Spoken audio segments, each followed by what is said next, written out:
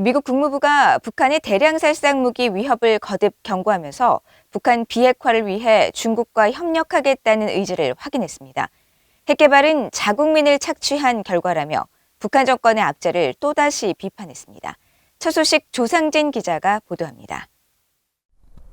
미국 국무부가 북한 비핵화 과정에서 중국이 중요한 역할을 해줄 것을 기대했습니다.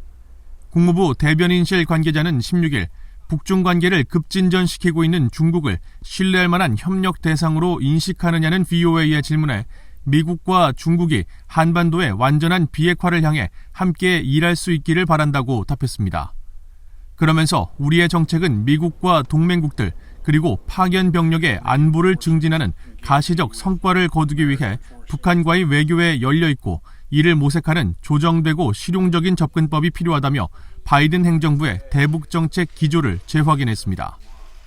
미국이 추구하는 비핵화에 북한의 생화학 무기도 포함되느냐는 질문에는 북한의 대량 살상 무기와 탄도미사일 프로그램은 미국과 전 세계를 위협한다며 우리는 이런 위협을 다루기 위해 동맹국들과 긴밀한 협력을 계속하고 있다고 밝혔습니다. 대량 살상 무기에는 핵무기뿐 아니라 생화학 무기도 포함되는데 지난달 13일 발표된 주요 7개국 G7 정상회의 공동성명에도 북한의 불법적 대량 살상 무기 WMD와 탄도미사일 프로그램에 대한 검증 가능하고 불가역적인 포기를 촉구한다는 내용이 들어갔습니다. 앞서 존 볼튼 전 백악관 국가안보보좌관은 언론 인터뷰 등을 통해 북한의 비핵화에는 핵 프로그램뿐 아니라 생화학 무기와 탄도미사일까지 포함된다고 시사한 바 있습니다.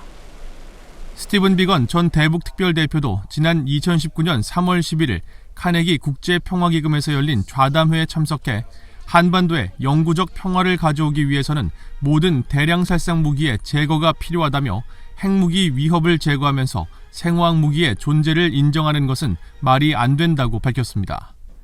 한편 국무부 관계자는 북한이 최근 유엔에 제출한 보고서에서 제재 문제를 다시 거론한 데 대한 VOA의 논평 요청에 북한은 계속 자국민을 착취하고 재원을 주민들로부터 불법적인 핵무기와 탄도미사일 프로그램 증강 쪽으로 빼돌린다며 북한 정권의 책임임을 다시 강조했습니다.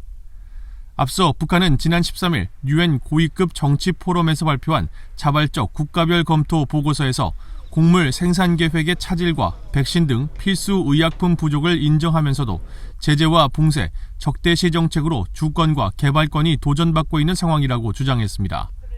하지만 국무부는 그런 상황을 자초한 것은 정권의 실정 때문이라며 북한의 주장을 일축했습니다. 국무부 관계자는 북한은 국경을 봉쇄하고 국제적 구호 제안을 거부함으로써 원조의 전달에 심각한 장벽을 만들었고 동시에 현행 인도주의적 사업의 이행과 감시를 담당하는 인력 또한 제한하고 있다고 지적했습니다. VOA 뉴스 조상진입니다.